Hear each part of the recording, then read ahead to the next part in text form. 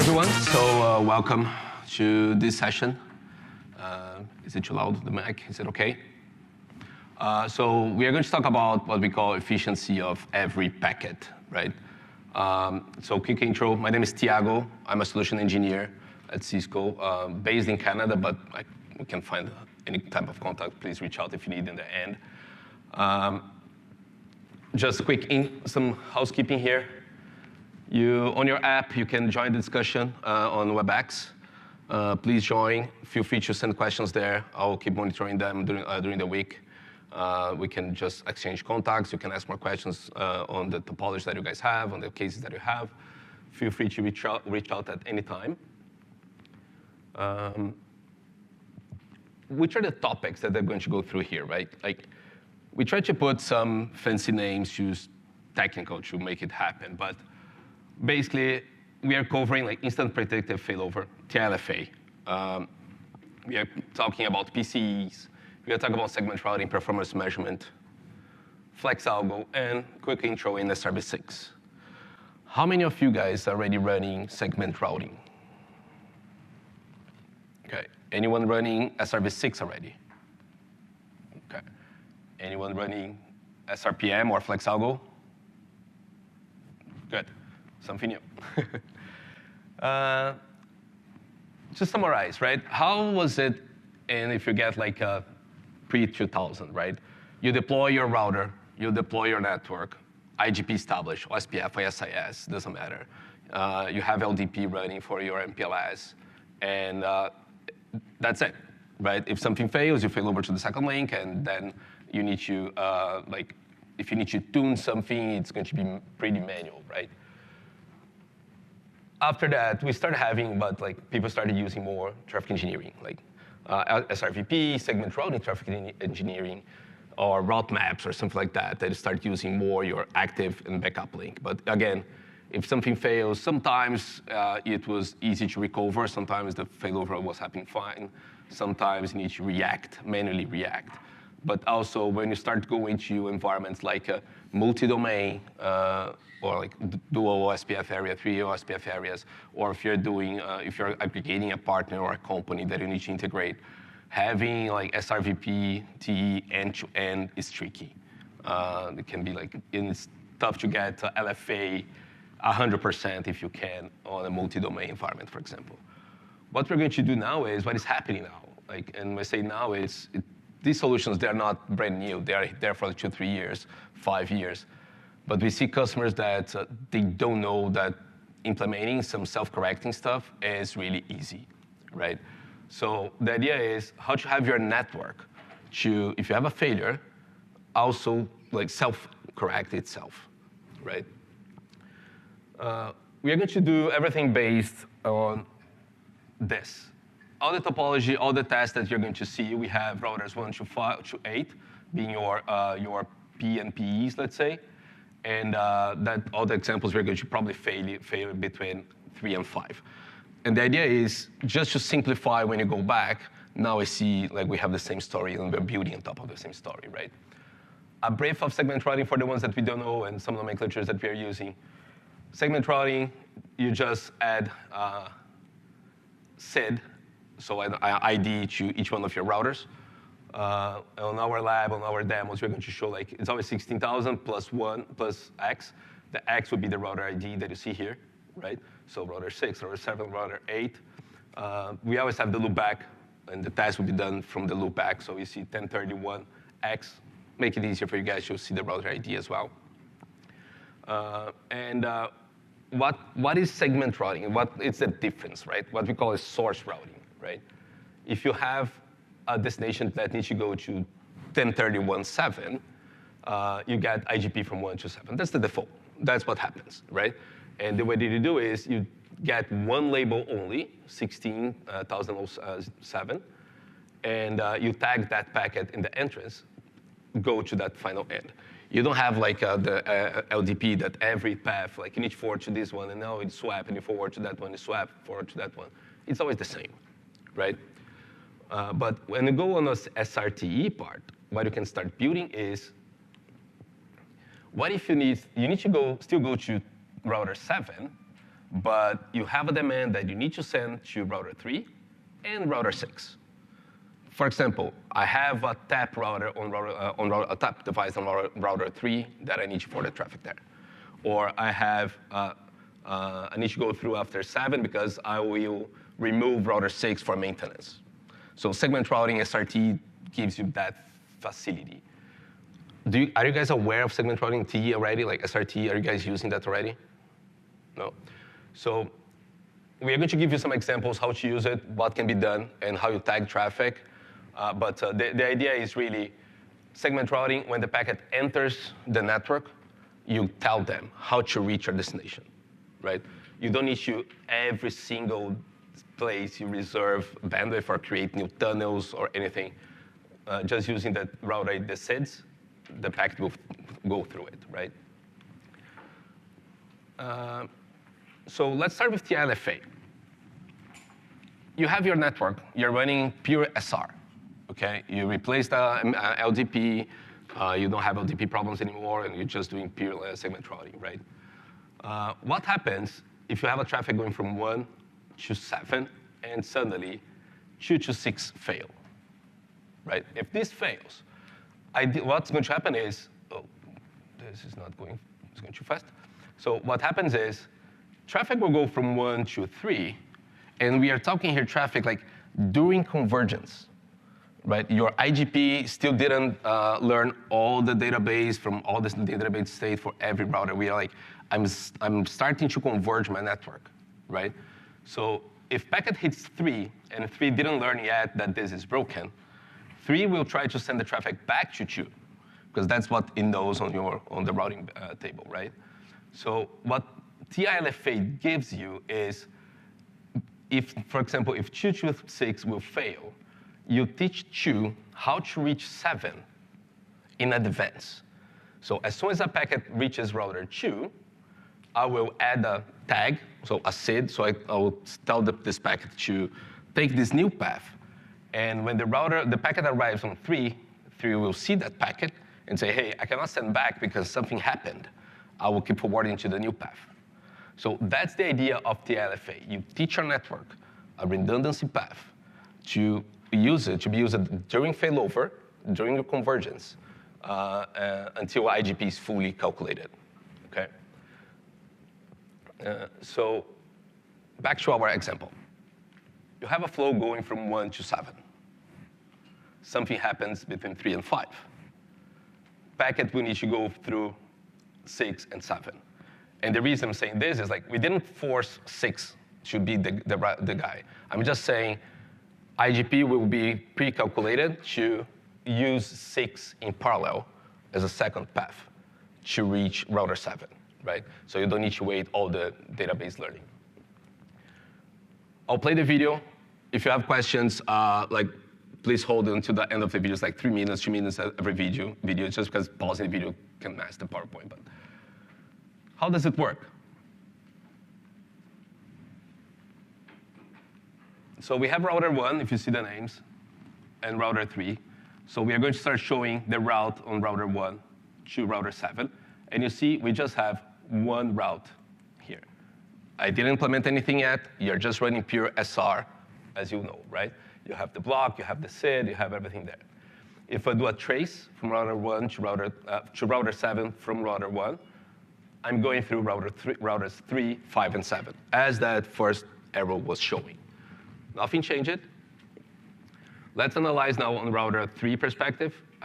We are just showing here that router 3, we have router 5 interface. That's the 100 gig interface here. So to reach router 7, we go through this guy. And these are the interfaces that we're going to play during this, okay?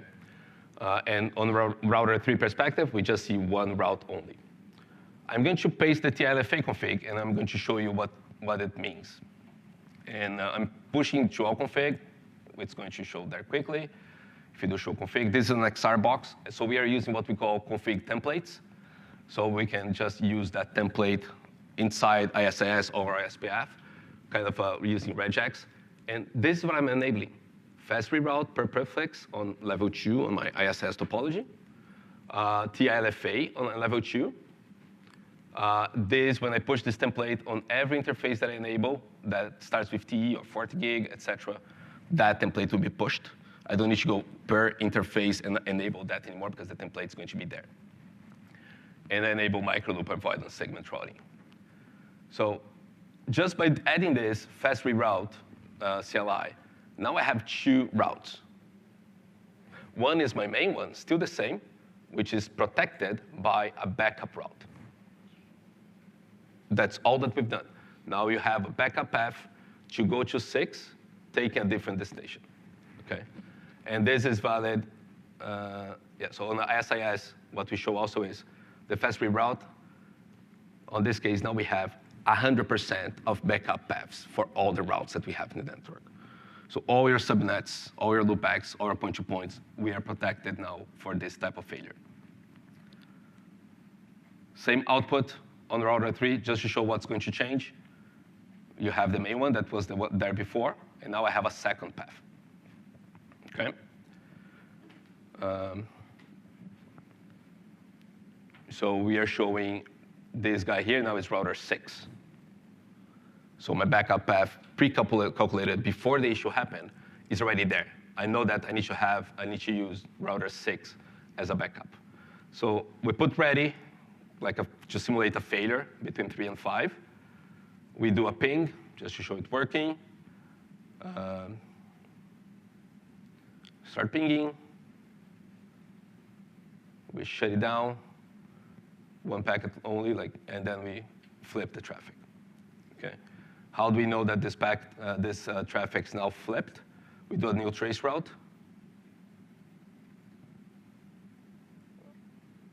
To that router, and now we are going through a 6. Okay. The big idea here is the router already knew that router 6 would be the backup before having the failure. So you could predict the failover. You could predict which path to that destination would be taken if we had an issue. Okay. I'm just bringing the interface back up so we can keep talking. And router 6 was the backup.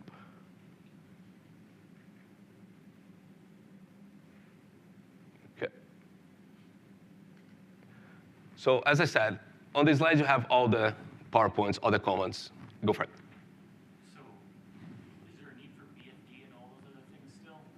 Yes, BFD will be local. So the BFD you're testing 50 milliseconds, it's one plus the other, plus the other, plus the other, things that you can still add. So BFD you're testing, let's say your point-to-point, if to flip your local IGP. So that was just because you shut down the local area? Exactly. But you could use any other failure. I didn't have no room to pull the cable, for example. Any other questions? It's typical. Okay. You have all the slides, so all the outputs you can go through easily. You don't need to watch the video to see the outputs after. But like I said, we are using fast reroute commands, just 2 commands per interface. If you don't use template, by the way, how to apply template, you create a template on XR, and you go to your IGP here, and you apply template. So everything that you have inside your IGP, your template is going to be pushed. So let's say on your IGP you put interface gig, 001, 10 gig, 001, et cetera, and it matches the rejects that you have here. That template will be pushed, right? All the outputs. I'll skip this if you want. I can go deeper on this, but you saw in the video the comments already. But okay, we have TLFA, so now we have the backup path. How can we use this backup path? Which type of protections can we create? Which type of things we can want to do? So link protection is the first one, the ones that you saw, right? So if a link on router 3 and 5 goes down, I find another link for me, and that's it. That's what we call link protection. I can have what we call node protection. So if link 3 and 5 goes down, I don't want it to use router 5 at all. Okay? So I move to router 6, the traffic. If 2 links goes down, so I have a group of links, right? I want to use another path. Cases like this, people normally they don't think. So the uplinks, they use the same line card. You can bundle them and say, don't consider this as a backup path, because if one goes down, probably the other one will go down as well. Or you have fibers going on the same duct, getting out of your data center. So if someone cuts the fiber in the middle, probably the other link will also go down. Please use another path, find another path. Or you can put everything together. I want to protect links, I want to protect the connected node, find another path to go around that. So when the CLI, the TLFA CLI, you can group in as you want. And this is what we call shared risk link group, SRLG. Have you guys heard about this already? Yeah. Okay. And this comes from back on the optical level. Now they're bringing this more to the IP level as well. But all the failures that we had here, we are talking about router 3. Router 3 knows what is happening. It's directly connected to it. So if router 3 dies, a link on 3 dies, router 3 reroutes that to other side. I just want to introduce another thing that you can do as well. It's called weighted remote SRLG. Okay? Sorry for the bug here, but same design, 3 and 5 goes down, but let's say you have 2 links and 2 sides on the building, and because of that, probably 6 and 7 will also go down as well. Again, same fiber, for example, right? When a failure happens on 3 and 5, you want to disconsider 6 and 7 as a backup until IGP converges, right? If 6 and 7 is still up, so the failure was local, you can still use 6 and 7. But let's say fiber goes cut in the road, you don't want 6 to be considered. So you need to find another path to that. How do we configure that? Continue from the same demo. We are back to, we had interface 3 and 5 up again.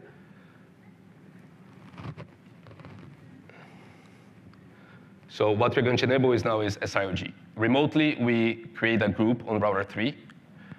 We put which interface, and we give a number. That's the number that we're going to correlate everything on the SRLG part. And we give a name to it. We start using inside my IGP, so ISIS, inside Fast Reroute, that group that was created, as you can see here. And we say, if we receive something with this tag, increase the weight. Put the metric that, like, hey, I'll probably never use this metric, so metric 5,000, right? This is what I enable locally on my router 3. Now, on router 6, I need to just put a number on the interface. So this interface is the one that I want to avoid going out. I put the same tag, 100, and I tell my ISIS to advertise that attribute. Okay? So if you see show route on router 3, now I have a new backup path, if you see here. And you see the repair nodes, 4 and 5. So because I have SRLG enabled remotely, router 3 knows that the backup path, if something fails on the main link, I need to forward the traffic to router 4 and then to router 5. So this is all using those seeds that IGP is advertising already. I'm not telling router 3 to send to 4 or send to 5. I'm just, IGP is learning the metrics. So it's the group learnings that we had, like the 100. And router 6 via IGP is telling 3, disconsider me when you have this failure, right? So we're going to fake failure again on both sides. Unfortunately, we need to do it manually. Cannot put the cables together, but so I'm fading router 3 to 5, as you knew before. I'm fading router 6 to 7.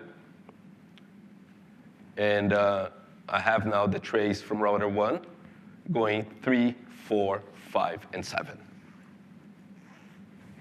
I'll pause after to go in details with you, but you didn't change anything to router 1. The only things that you did was tag these links with 100, enable SRLG, send to IGP, right? That's what was done. So we know that router 4 and router 5 were the backup already.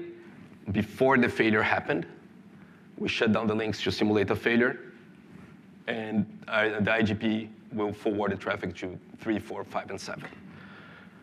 8 routers probably won't fill it, but if you get like 1,000 routers in an area or multiple areas, for example, the IGP would take longer to convert, so the router knowing this in advance would make it sense. You have a question?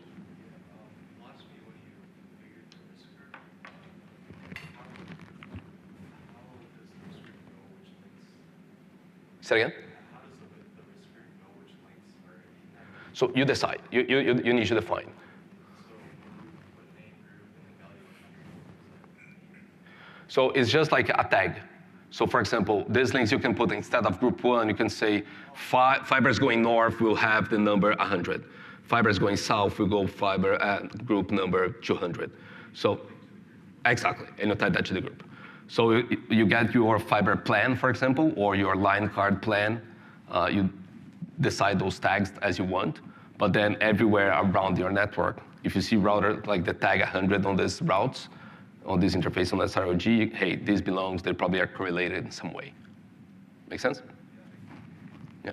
So those tags are manual and they have to be configured the same throughout the access domain? Yes, because that's like, the router cannot know, for example, I'll use the fiber example again, how they're correlated, like in the street, so you kind of group them together. And you can create more than one groups, you can put them together in multiple routers, for example. This is a simple example. And you can create what we call tie breaks. If you have one plus the other tag, then you can, hey, prefer this and not the other one. You can go deeper on those cases as example. Good to go? Everyone sleeping already? No, not yet? PCE.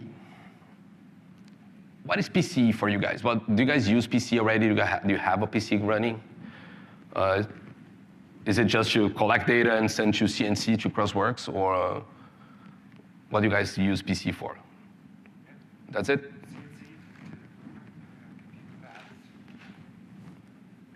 Reflectors are the devices peering with the. Okay. What is the idea of PCE? Do you need PCE all the time? Maybe not.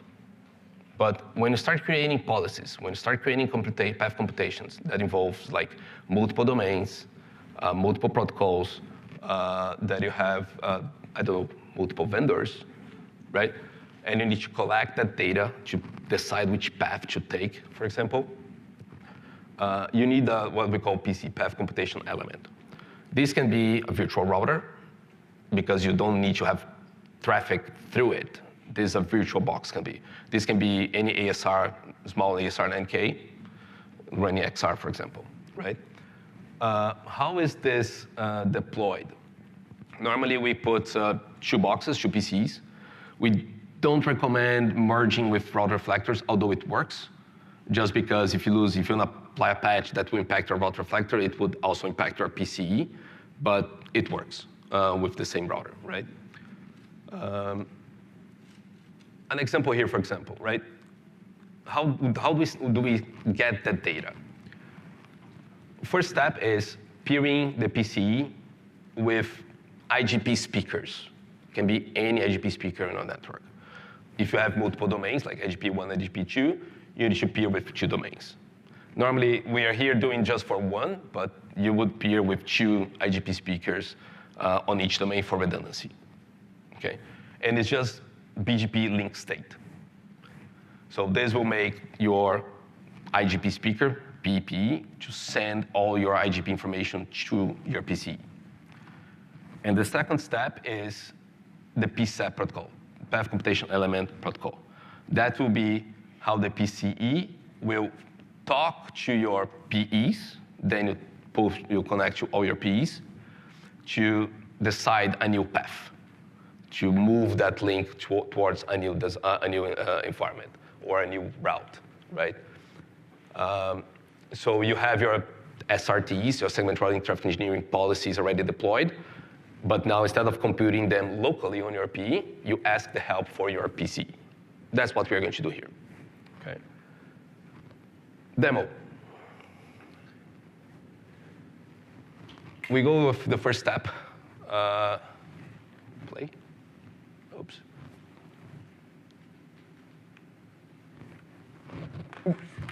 not playing. I'm just, sorry. Let's see why this is. Yes, okay, cool.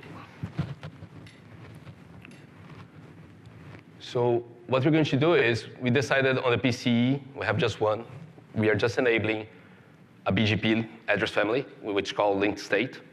And we are peering linked state with routers 4 and 5, my 2 IGP speakers that I decided, okay? Nothing else. This is just what we call opaque. We are not tuning the routing, we are not doing anything. We are just receiving information. And then on the IGP speaker, I also peer BGP with link state. Okay, that's one step.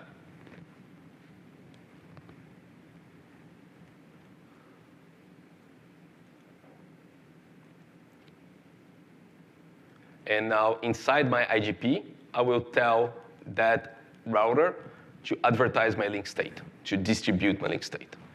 So what this does is, hey, get the information that you know from this ISIS process, advertise to my BGP link state. That will be sent to my PCE. Okay, so router 5 was already configured. Router 4, we have it up, and we start receiving some routes and some subnets, some prefixes here.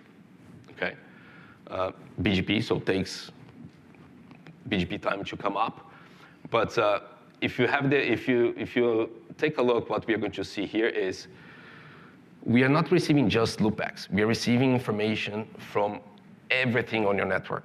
So all your point-to-point links, all your local connected, all your all your IPv4s and IPv6. And the PCE is API ready. So you can start poking, let's say you have an external tool that you want to check that information for any reason. You can poke the PCE via API to collect that data and export that data for you. Okay. So now that we have that information, if you see, on the PCE, I know all my routers, all my, from router 1 to router 10. 9 and 10 we don't show in the topology, but we have all the prefixes, all the links, all the information that we have there. Okay. So with this, we have the first part, which is IGP speaker sending information to my PE. Now, let me just, which type of information can we see? And this we are seeing just on the PC, okay? So I can see which path would be taken from router 1 to router 7 with the metric latency. These are the hops, right? And the cost. So you see cost 3, for example, using latency as a metric, not the IGP metric, right? If I do a trace, I'm running 3, 5, and 7. Same steps, same things that I have. This is IGP path, right? If you see the same, 62.6.38, same that we have here on the right. So the PC now is aware of a path that's going to be taken, right? Did I stop? Okay, moving forward.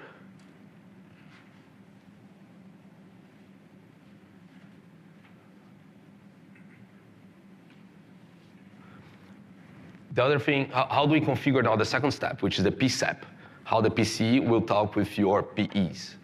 On the PCE, you can enable, which address will be used. So this is the PCE address, the local loopback. Can be IPv4, can be IPv6. Like I said, is API ready. So you can enable PCE to be poked by API.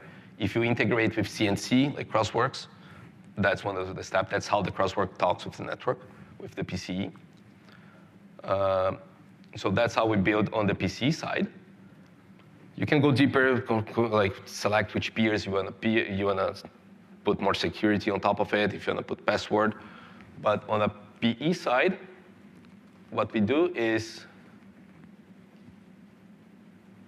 we tell inside segment routing traffic engineering, now we are the client, we are the path computation client.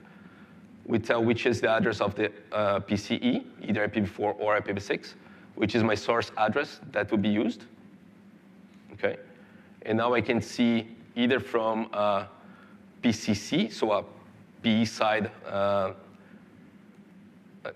just wrong command there, because I'm not running PC, I'm just running PCC on the router. And I can see that now my PE is connected with that PCE. That's the best PC because you can have redundancy of PCs as well. And I can use that for instantiate new routes, instantiate new policies. Everything is stable and connected.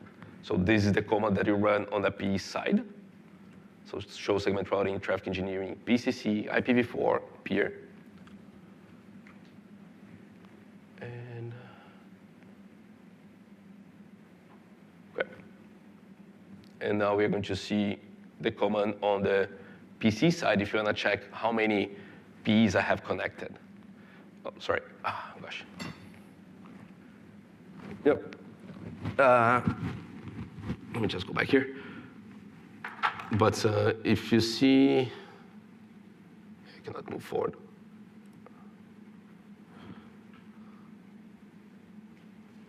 Okay, I'll use the slides because the video crashed. I'll use the slides to the second part. But so we were here, right? So we could see the metrics.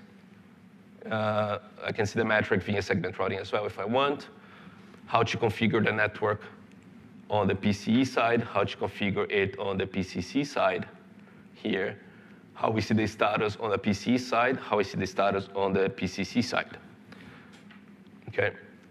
Now, Collecting the latency. say it again? How is it collecting the latency metric? By default, it's 30. So by default, if you don't push anything different, it's going to be the same as IGP. The next example, we go with the performance measurement. That's where we go with the latency changes. Because this is the one that you're showing in the previous slide. 30-30, right? Yeah, so this is the same. Metric latency, so I see the hops, that's your count, right? Yes. But where do you see latency? So, Where do you calculate that? so this 3 here, I didn't configure any performance measurement yet, so I'm not measuring the latency yet. So I'm using 30 because by default it's the same as the IGP. So it's 10, 10, 10 each hop, right? Okay. And then we did this. And then if we use a policy, that's how we instantiate a policy on the P side, right? If you go on router 1, we have this policy. We call our 200, 2000. So segment routing policy, SRT policy is always like the head end. So the policy that will start on router 1. The caller, any number that you select. I put 2,000, can be 3,000, can be a million. And a tail end, so where the policy will end. So I'm configuring the triple that we have here. I want to use PCE to calculate that policy. So I don't want that being done on my PE. I want that path to be computed on the PCE. The reason is, on my case, I just have one IGP, but if you have 2 IGPs, you have 2 domains, PC would be the only one aware of all the paths that we can go through. Because sometimes you do summarization between paths. You don't have the full visibility on the other domain on P on the one side, right? But PC would be aware of that path. So this one policy, and I told you use latency. And I'm mentioning latency because we are going to show latency, the example after that we change the latency. The policy will be up, right? And will be dynamic computed by the PCE, okay? I don't have any tuning done here, so the policy just will follow the same as IGP.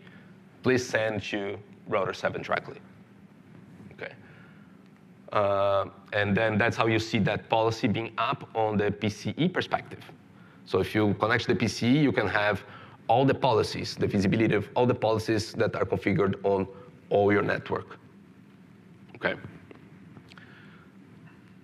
Other way around, you can also configure the policy on your PCE. So instead of going per PE to configure the policy, depending on the case, you can centralize all your policies configuration on the PCE, and you can push that policy to your PE. So you want to centralize all the policy configuration, do your PCE. You want to have it separated, go to your PE. It depends on the case, features that you want to do. You can use one or the other. or both. But same idea, I'm just showing here the commands that you can have.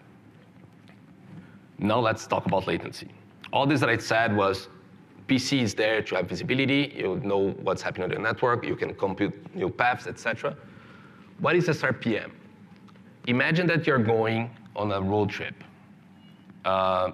Probably some of you know, we use it to look on like paper maps, and you decide which path to take, right? If something changes in the middle, you're not aware of that because you just took a look on the paper map, right? But everyone today, they use like either Waze or these GPS systems, let's say, that if you have high traffic in one lane, it will reroute you to another path, right? So when we talk about SRPE, performance measurement, that's what we are doing.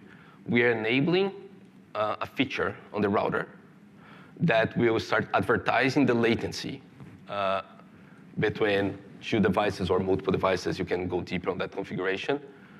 That you will live measure. Tell me the latency on this link. Tell me the latency on this link every time, right? If something changes, it will inform PC right away, okay? The example, IGP is established. Everything is working. Traffic should go from 1 to 7, period. Something changes between 3 and 5. I'm not saying interface is going down. Let's say you lease that line from an ISP and they suddenly reroute the traffic across the country, right? Your latency will increase. Or something, you have a, I don't know, cut or something that will prevent you to use that delay or increase the delay processing. And this delay is in microsecond. You can go deeper in the microsecond level, okay? If something changes there, you want the traffic to be rerouted. The IGP will not flip. IGP will still be up because the IGP still sees the other side, but the latency will change, right? Let's go to the demo and you're going to see it working. Hopefully the demo will work. So we have the configuration. The only thing we do is performance measurement, the simplest way. I select the interfaces that are my, let's say, ISIS, my IGP interfaces, and I enable delay measurement there. And I do this on every router that I have on the network, okay? And with this, we have that policy that was there already using latency. So I'm using the same policy, using the PSAP. I put the new color, but using PSAP to compute. I'm using latency to measure that policy. So let's say you have here your WebEx traffic that is being tagged with that color 2000. You want to reroute, please find another path if something happens, if my latency increase. If you have a streaming going through this, that's going to be impacted by any latency change, you are going to tag that. So when I implement this, I have the new policy now. It's up. It's being calculated by PC, like I said, type latency. And you see path accumulated metric, now it's 3, and not 30 anymore. Now it's 3 microseconds across, milliseconds across the network. So that metric is the actual latency. Yes, that's real. So if one segment goes to 100, it'll be 102. That's exactly, okay? So what we're going to see here is, this is I have one packet that is tagged with 3000 that I said, like, could be your voice packet, could be your streaming, could be anything. You tag this on BGP, and I can show you after if you want to how to do it. But it's a traffic inside the VRF that I have. Now I have the caller being received. You see the caller 3000. When I need to go to router 7, and it's matching a policy. Okay, so I have a traffic that is matching that policy. So what's going to happen is, let me see where we do this now. On the PC perspective, we have the same show policy that we had, show PC in the back that we had in the end. If you see via IGP, I'm still going through 62, 6, and 38, which is 3, 5, and 7. But if I now read the data using latency, the cost is different. I'm still taking the same path, but I didn't change anything yet. But now I'm reading really real latency data. I'm not relying on the default IGP data anymore, okay? So if I do a trace route, like you see, 357, the traffic inside the VRF, so exactly for that traffic that is tagged. Now, and they're matching there, 3, 5, and 7.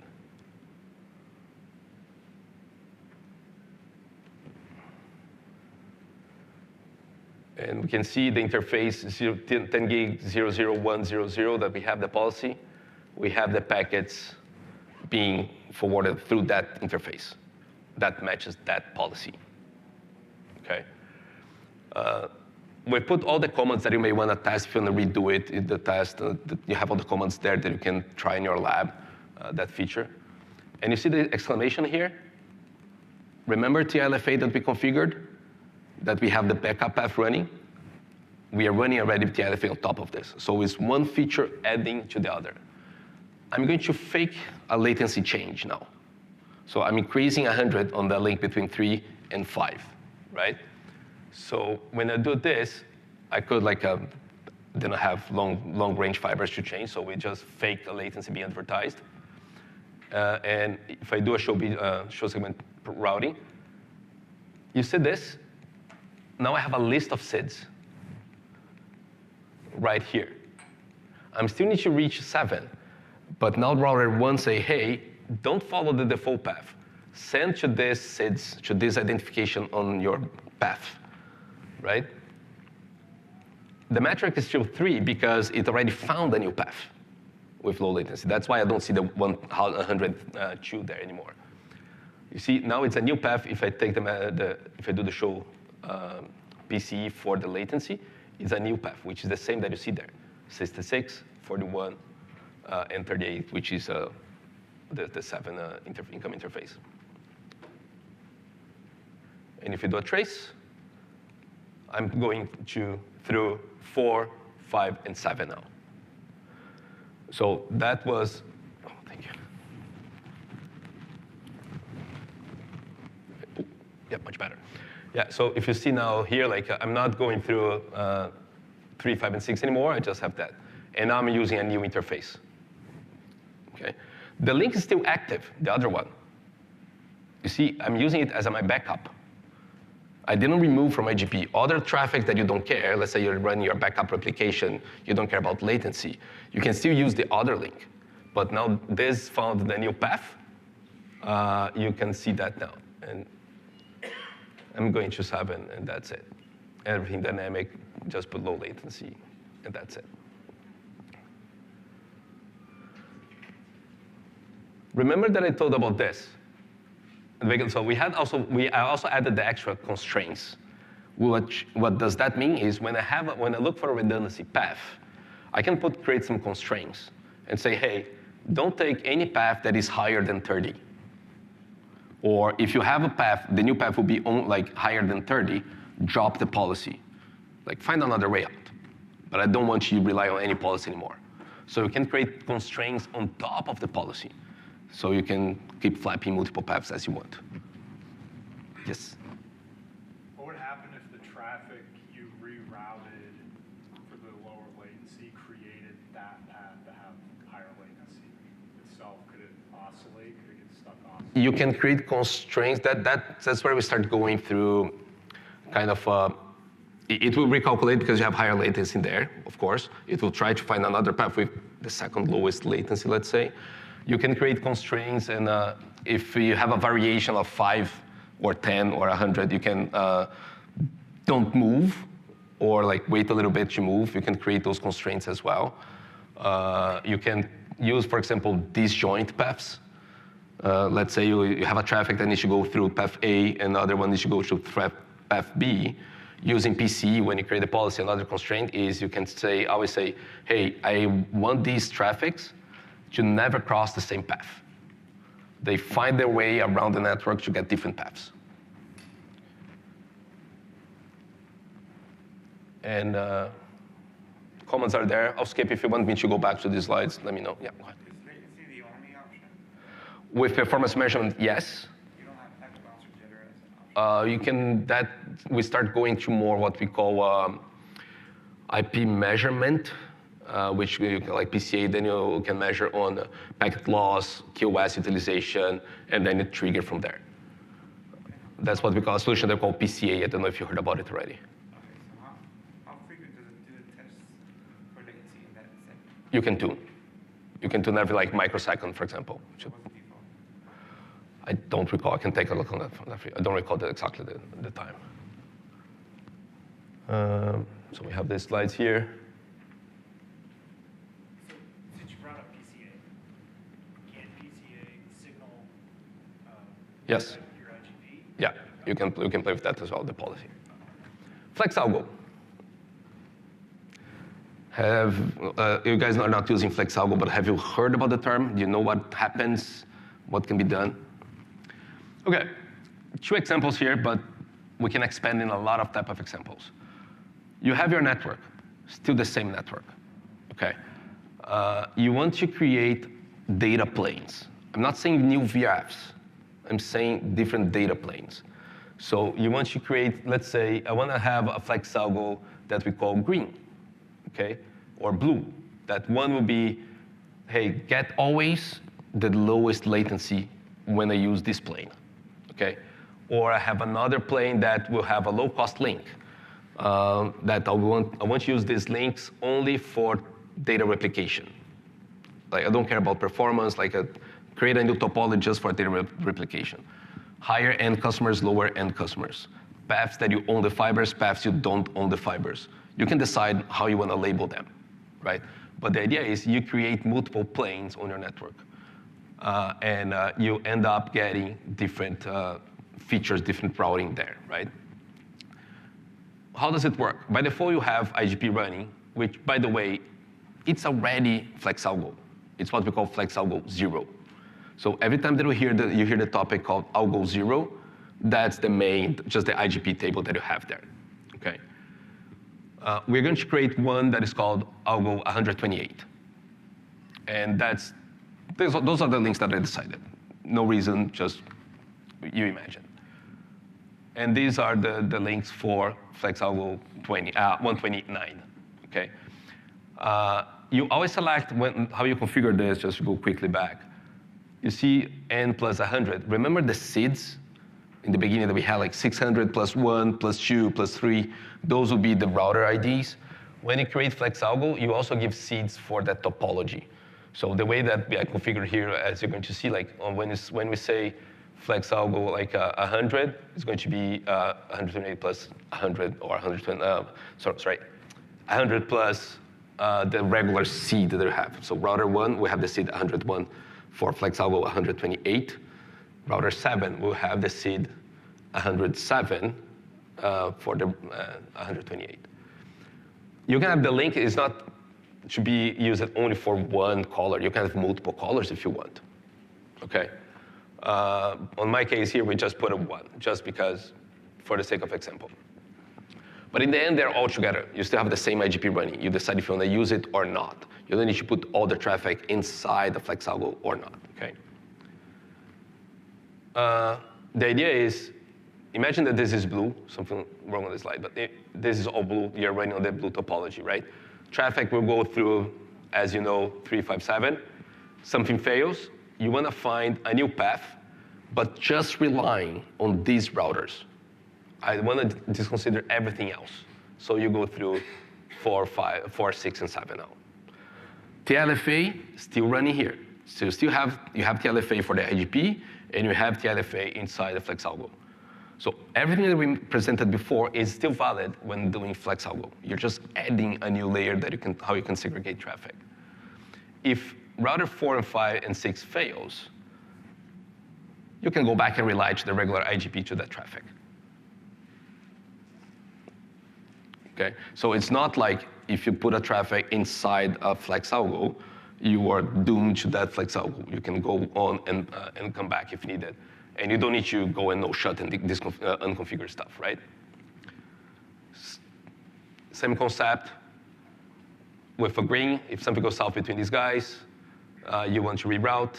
If something goes south with these guys, hey, I don't have a path anymore. My network is broken, right? It falls back to IGP. Is that configurable or optional, like if you don't want it to go back to algo 0? I'll be honest with you, I was thinking about this. When we were sharing with a friend this, there were some features coming in. I need to confirm if they're already there. I think there is, but I can confirm that. So that's how we do it. Let's see it working. Okay, I think I'm good. How we configure this? You give a caller and a bit position just for revalidating this. Is if you have more than one caller, you can create tie breaks, for example. On my Flex Algo 128, I want you to calculate all the traffic there just using delay. And I want it to, for example, exclude green. So all the traffic that I tag as 128 will never take green as a path. You can say just take green if you want, just take blue if you want, you decide. Remember the SIDs that I mentioned?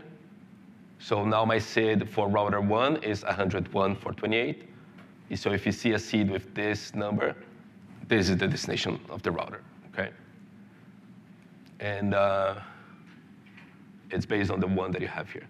And then on each interface, you can say, you can create affinities on those interfaces.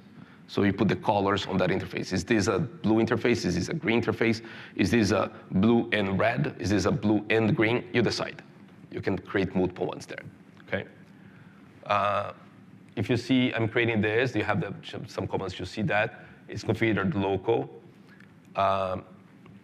You have both policies there. It's the type of delay, how to see, bit position to match with the overlays and tie breaks, for example. And you see I have one using delay and one using IGP. You can decide, okay? Now what I'm going to do is I'm creating a new policy, computed by my PCE, type latency as well, but my constraint is 128.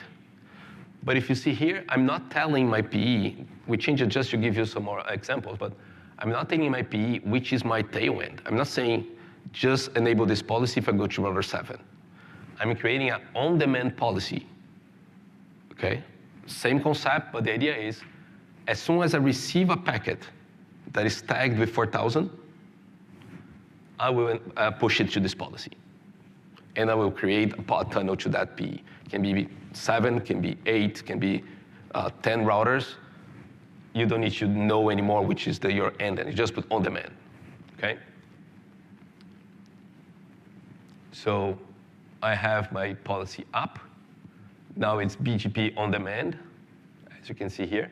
It always creates a backup path, but you have a better one here. It's using the Flex Algo, so prefix SID algorithm, type latency, measured, monitored via PCE, calculated via PCE, and the SID that's going to be used. So send it to router 7 using this SID, the 16107, not the 167 anymore, right? That's how all the routers, as soon as they receive that SID, that's how they're going to know, hey, I need to consider this packet only on this blue-green topology, okay? Show BGP for that VRF. I have a subnet being received. That's a subnet inside the VRF. I'm going to router 7 with a caller 4000, right? It's matched to a policy. So the BGP already created the policy and matched it to the policy. I have a new path using IPv6, but we don't need it for now. And that's it. Like, we do the trace. We go 357. That's the path that I know. Normal, nothing wrong happening on the network. Now we are going to failure the same link again.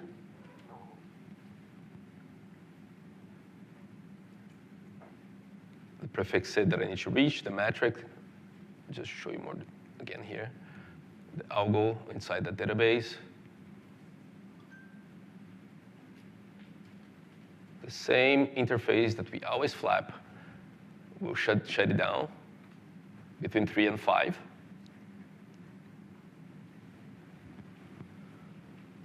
If I go back now to router 1, do a trace route, now I go 3, 4, 6, and 7. So it found a new path just using the blue topology.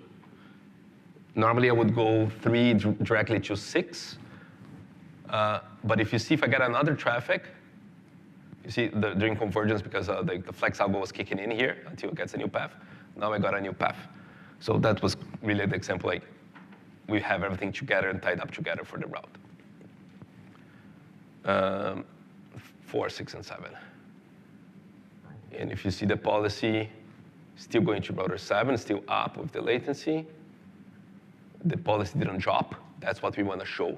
Still being calculated via ODN. Now we need to simulate a failure on the other link. So between routers 4 and 6.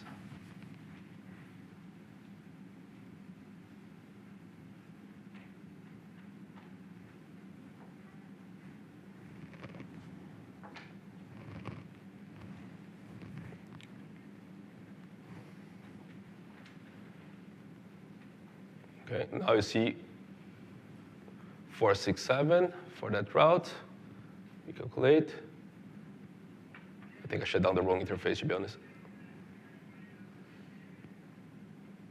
Yes, now we start going back. Because that's the new path that I have available on that network. So and it keeps reconverging until it's finally done, all the reconvergence.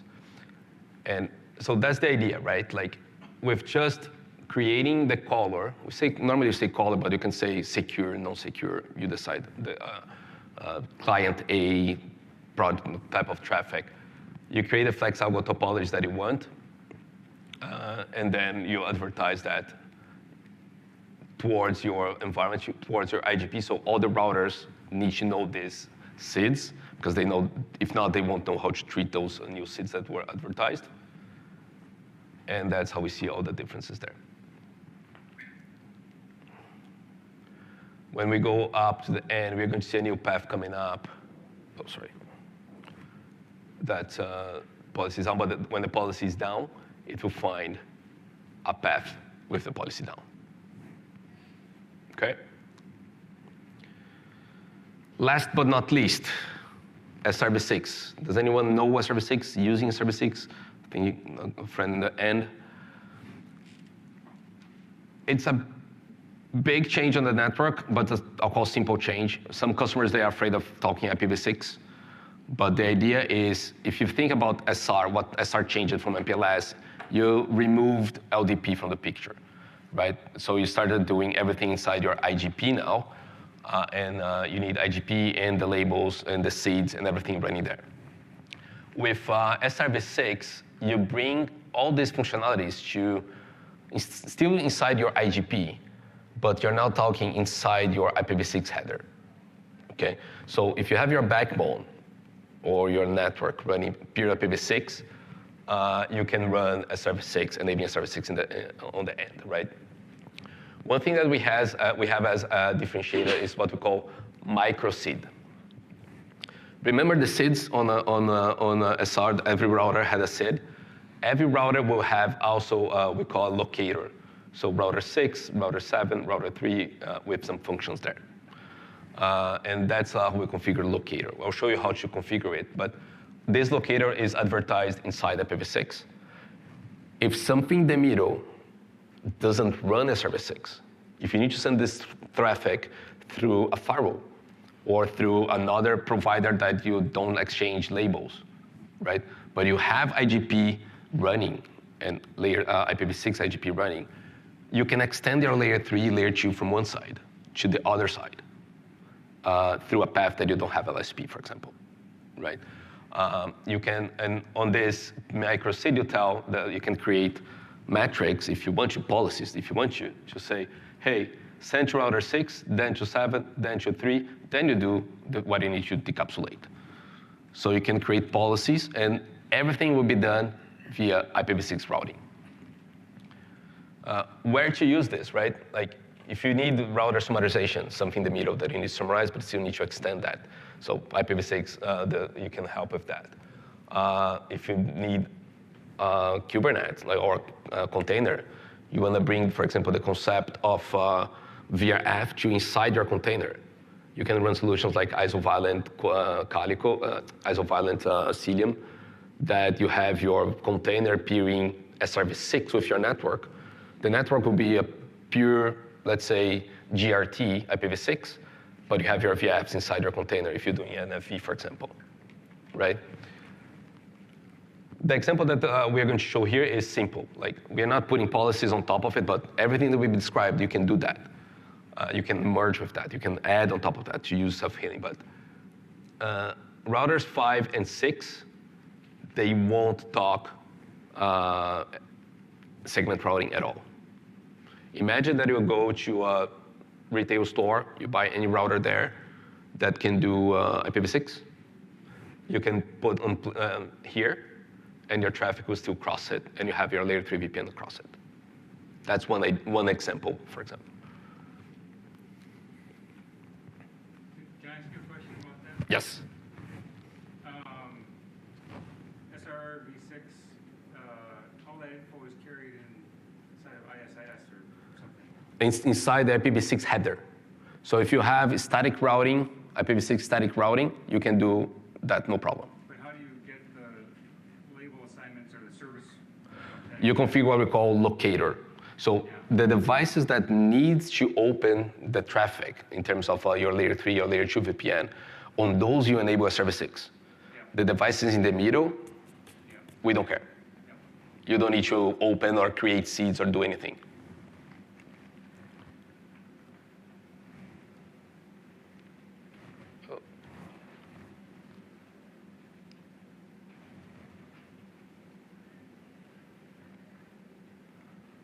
Okay. So we still have the same concept, and what we are doing here inside the BGP on a VRF that we have here. I'm enabling SRv6 on that VRF. So that VRF will use the locator main. So the SID, the new name is called locator for SRv6. We call it main. And how we configure main, that's it. Inside segment routing SRv6, we enable microSID. We say this is the prefix for that environment, for that router. So the main locator use this prefix. This is not it is an IPv6 style, but it's not an IPv6. It's just the style that you write it, right? And here you see that we use the main with this prefix. Why we are calling this a prefix? If you have multiple VRFs, multiple services there, each service will take a piece of that prefix, will be auto-created with a number. So remember that full name, where you want to send, which type of VRF that we created, microSID. That's all the microSID that will be created here. It can be, depending on the behavior, that's going to be like, if it's UDT4, that means layer 3 VPN. Each type of behavior here, you have, there's a table that I can share with you. But if you see each VRF that I have, will get its own part of that main prefix for that router, right? And when I advertise that, I'm receiving that from my router 7, still the same concept. I use the same loopback. If you see here, just like, so I'm using the loopback as the location, but the SID, it's here, okay, which is the locator.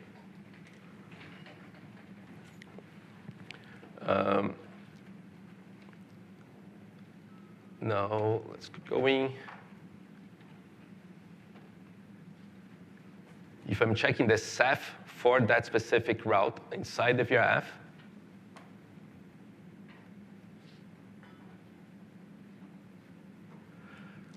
you're going to see that I have SRv6 encapsulation header. I'm sending, you see this E008 right here. So my PE1 received that route with this SRv6 header that was sent by router 7 via IPv6. I'm not receiving labels anymore. I'm not doing labels anymore. I'm doing just the header, okay? And then I have how to forward this traffic. Now what we are going to do is I'm going to disable MPLS.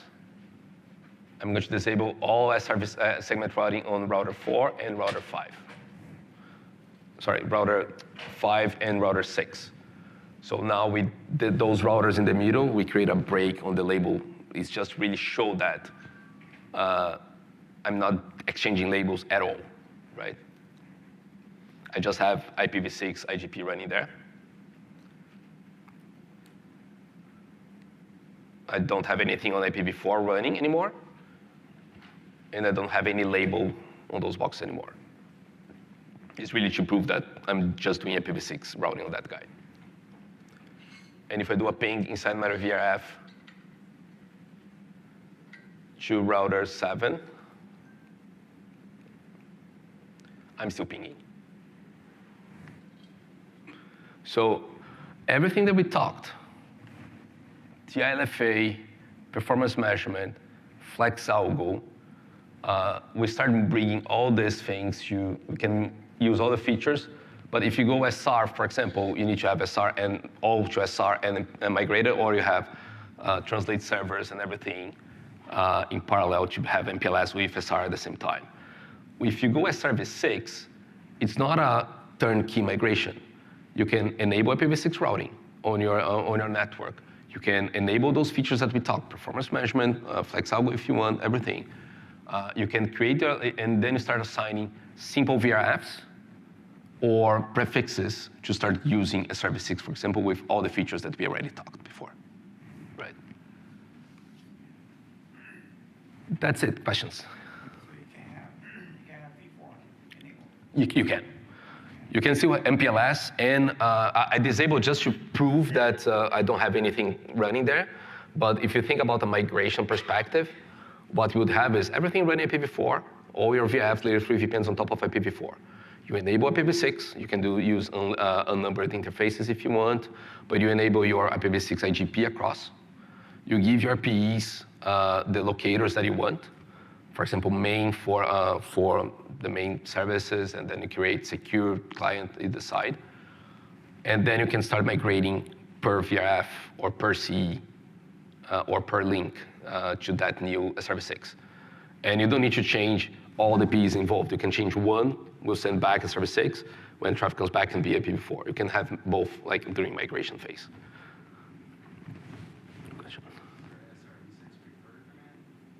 Yes.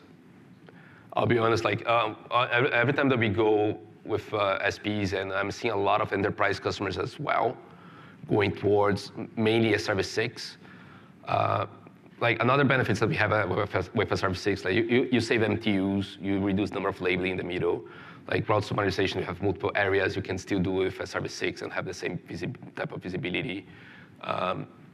You can now, I don't know if you have these cases, but you can integrate. Before we always thought that SRv6, they were for XR platforms, but they're also available, SRv6 is also available to XC platforms as well. So, and you can actually integrate with SD-WAN. So let's say you have your SRv6 layer 3 VPN coming in, and you need to cross multiple, let's say satellite link, link that you don't trust, LTE link that you need to run SD-WAN, you would like to run SD-WAN across it, you can integrate your SRv6 with your SD-WAN today.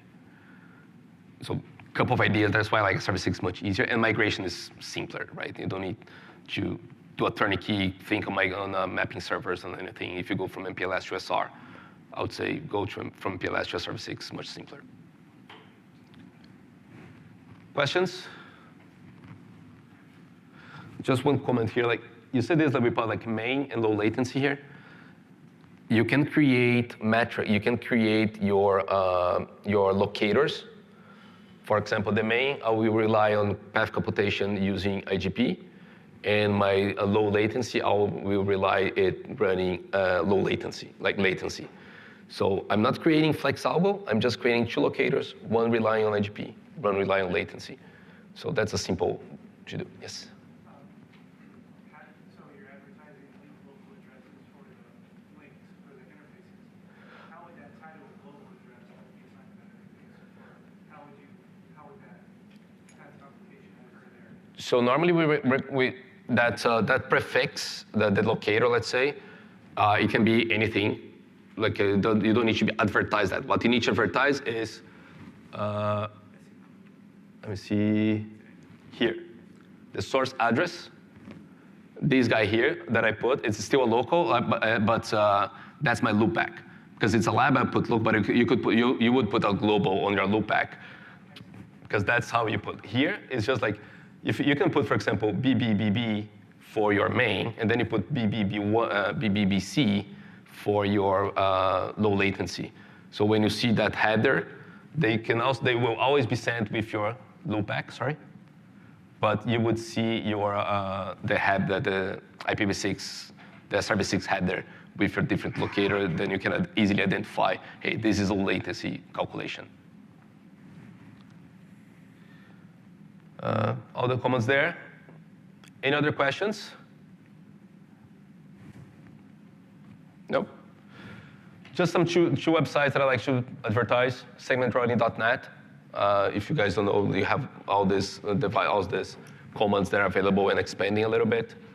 XRDocs, a pretty cool website that you have LLDs, high-level design documents for telemetry, for XR, for peering, for RON deployment, all the data sheets that you want. Like these are maintained by us. And again, guys, just always think self-update, self-report, self-correct. Like nobody wants you be called middle of the night while you're having family time, let's say, because a link didn't get the path that it should take. So if you can take the failover path in advance and know that what can happen, why not, right? Is that your quote? No, not mine. So they're coming for XR? No, available on XC as well. But just the SRv6 stuff, or all of that was on? SRv6 mainly, most of SR as well. So because all the development now, they're going first SRv6, then they bring to SR. The problem with SR is because you have the label that needs to be attached, sometimes the device doesn't support that label. As SRv6 is easier, it's just IPv6 routing, so it's easier to add. Even like, for example, SRv6, some Nexus boxes is able to do SRv6. They're able to do SRv6 as well. So if you're doing migration, if you're going towards something, normally SRv6 would be the one. If you have a box that you're not sure, reach out, ping me or ping URC if you know who the person is. Let's take a look together on this. I cover Canada, but I'm here to support you guys, or at least redirect you to the proper support for you. Please, I honestly ask you to do the surveys. You can get some free conference passes. I don't know if you guys are down to gamifying stuff and win prizes, but that's how you do. But also like, tell me how I could be better, how we could do things better and improve for you guys to try to make this more interesting. Keep going. Other sessions that you are interested in taking a look, let me know. Other topics that can help you guys find some other sessions as well. That's it. Thank you very much.